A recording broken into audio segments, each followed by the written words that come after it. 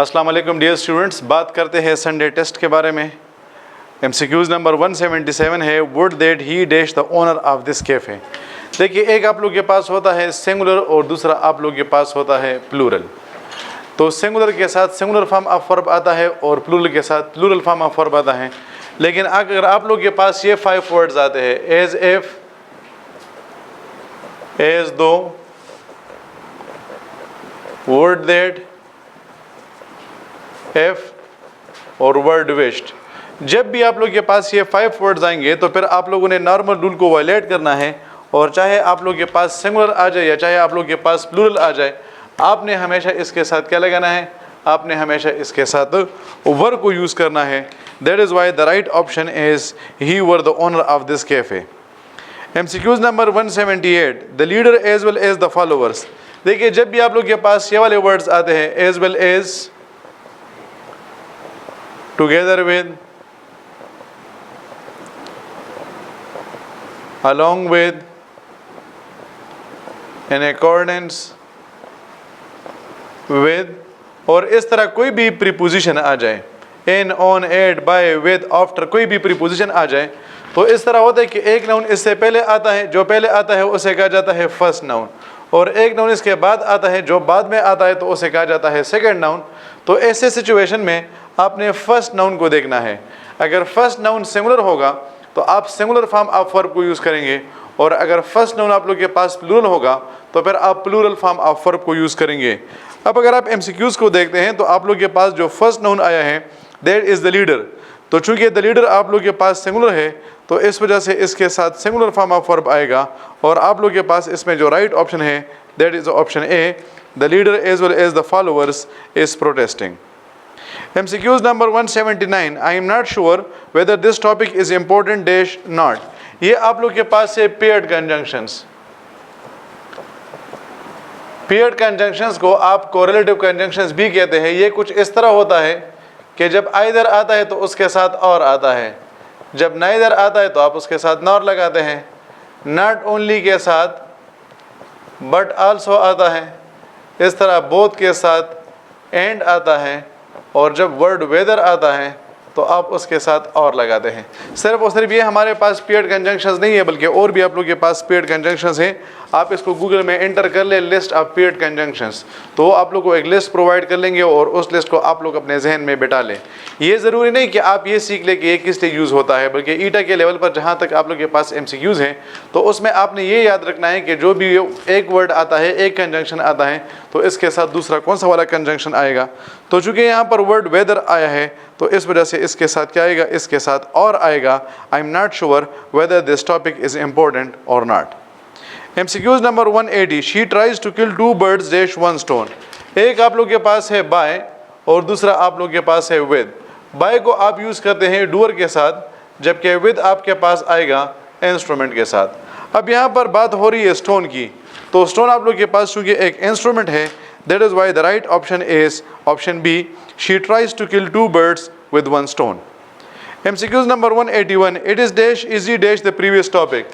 अब ये paired conjunction में आप लोग के पास एक आता है as is और दूसरा आपके पास आता है so as।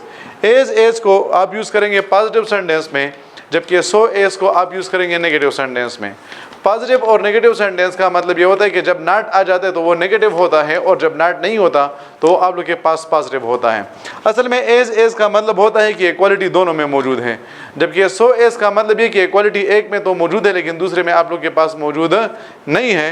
That is why the right option in this regard is going to be option A, it is as easy as the previous topic was. MCQs number 182, they are going to secure dash first position. देखिए, एक आप लोग के पास होता है 1 2 3 1 2 3 4 5 6 7 8 9 10 और आप इस तरह आगे चलते जाए, और एक आप लोग के पास होता है फर्स्ट, सेकंड, थर्ड वगैरह। अब याद रखें, जब भी आप लोग के पास 1 2 3 आएगा तो आप उसके साथ 0 आर्टिकल लगाएंगे। मतलब ये कि इसके साथ किसी किस्म का भी आर्टिकल यूज़ नहीं होगा। और जहाँ तक फर्स्ट, सेकंड, थर्ड की बात है तो जब भी ये आप लोग के पास आएंगे तो आप इसके साथ आर्टिकल द को यूज़ करेंगे। रिमेंबर, अगर आप लोग के पास 1 2 3 आता है तो आप इसके साथ 0 आर्टिकल को यूज़ करेंगे, जबकि फर्स्ट, सेकंड, थर्ड के साथ आप आर्टिकल द को यूज़ करेंगे। तो that is why the right option is option C. MCQs number 183, dash milk makes our bones strong. ये आप लोग के पास है लिक्विड। याद रखें कि लिक्विड और गैस के साथ जीरो आर्टिकल को यूज़ किया जाएगा। लिक्विड और गैस के साथ आप जीरो आर्टिकल को यूज़ करेंगे, that is why the right option is zero articles.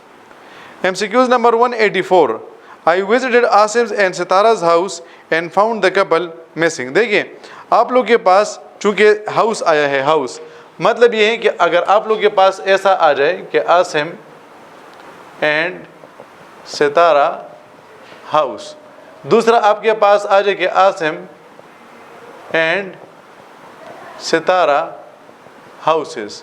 अगर आपके पास 2 नाउन्स आ जाए, 3 नाउन्स आ जाए, जितने भी आ जाए, लेकिन कम से कम 2 आ जाए, तो फिर आपने यहाँ पर नाउन को देखना है। अगर नाउन आप लोग के पास सिंगुलर हो तो फिर सिर्फ और सिर्फ लास्ट नाउन के साथ एपोस्ट्रोफी एस आएगा और बाकी नाउन्स के साथ एपोस्ट्रोफी एस नहीं आएगा।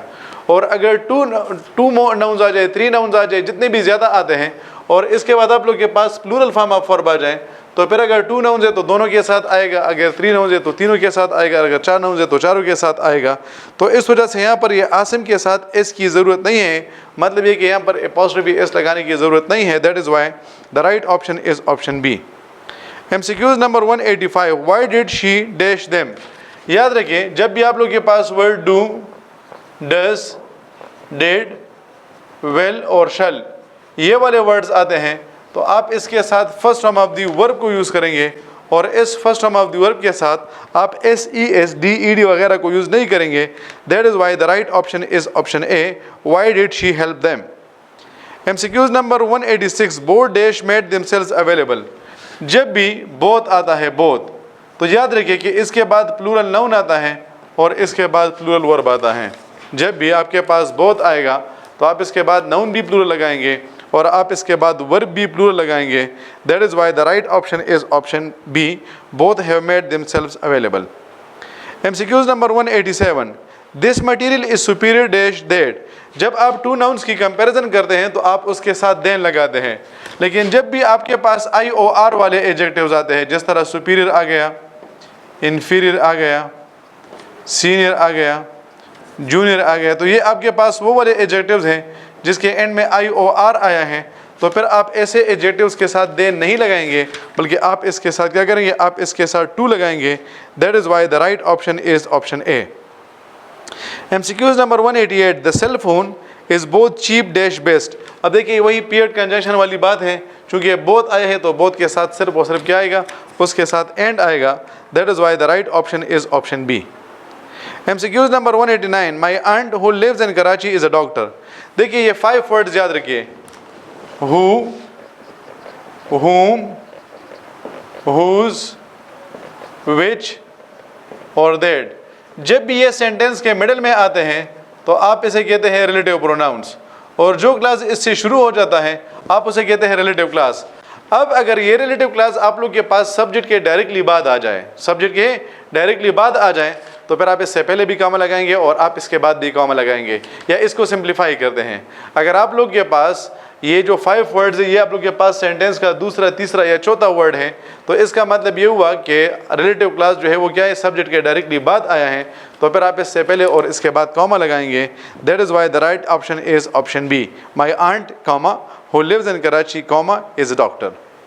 MCQs number 190, choose the correct sentence, I saw an Afghani student. देखिए आप लोग के पास एडजेक्टिव के मुख्तलिफ टाइप्स हैं, quantity, quality, size, age, shape वगैरह। अब जितने भी आप लोग के पास एडजेक्टिव्स आते हैं तो आप हमेशा उसको स्मॉल के साथ लिखते हैं। एक तो सेंटेंस का स्टार्ट होता है, सही है, सेंटेंस के स्टार्ट में तो जो भी आ जाए चाहे वो कुछ भी हो, सेंटेंस का स्टार्टिंग लेटर हमेशा कैपिटल होता है। बाकी एडजेक्टिव सेंटेंस के स्टार्ट के अलावा जहाँ पर भी आएगा आप इसको हमेशा स्मॉल के साथ लिखेंगे, with the only exception of adjective of origin. इसको आप प्रॉपर एडजेक्टिव भी कहते हैं और आप इसे एडजेक्टिव ऑफ नेशनलिटी भी कहते हैं। तो याद रखिए कि आप हमेशा इसको क्या करेंगे, आप हमेशा इसको कैपिटल के साथ लिखेंगे। That is why the right option is option C. MCQs number 191, आप लोग के पास ये जो ऑर्डर ऑफ एडजेक्टिव है, देखिए पहले आप लोग के पास क्वांटिटी आता है, फिर क्वालिटी आता है, फिर साइज़ आता है, फिर एज आता है, फिर शेप आता है, फिर कलर आता है, फिर ओरिजिन आता है, फिर मटेरियल आता है, यानी जो चीज़ जिस चीज़ से बनी है, और लास्ट में आप लोग के पास पर्पस आता है कि इस चीज़ को आप किस लिए इस्तेमाल करते हैं। अब अगर आप देखते हैं तो आप लोग के पास जो है वो क्या बन जाएगा, ह्यूज आप लोग के पास साइज़ बन जाएगा, न्यू आप लोग के पास एज बन जाएगा। इस तरह आप लोग के पास जो है वो वुडन है, वुडन आप लोग के पास मटेरियल बन जाएगा। और लास्ट में आप लोग के पास आ गया सेलिंग, यानी ये किस लिए इस्तेमाल होता है। तो इस वजह से आप लोग के पास जो राइट ऑप्शन है that is option A. MCQs number 192, have you bought dash apples. एक आप लोग के पास होता है सम और दूसरा आपके पास है एनी। सम को आप यूज़ करेंगे पॉजिटिव सेंटेंस में, जबकि एनी को आप यूज़ करेंगे नेगेटिव और इंट्रागेटिव सेंटेंस में। तो चूंकि ये सेंटेंस आप लोग के पास जो है वो इंट्रागेटिव है, that is why the right option is any. MCQs number 193, disdain means to hate somebody. किसी बंदे से नफरत करने को आप डिसडेन कहते हैं, DISDAIN। तो that is why the right option is option ए। और MCQs नंबर 194 आप लोग के पास है, courageous is the antonym of fearful. Courageous का मतलब होता है ब्रेव। अब अगर वो सिनोनिम की बात करते तो फिर हमारे पास राइट ऑप्शन होता ऑप्शन ए, लेकिन चूंकि वो एंटोनिम की बात कर रहे हैं, that is why the right option is option C. Thank you very much dear students, take good care of your self, wish you all the best, अल्लाह हाफिज़।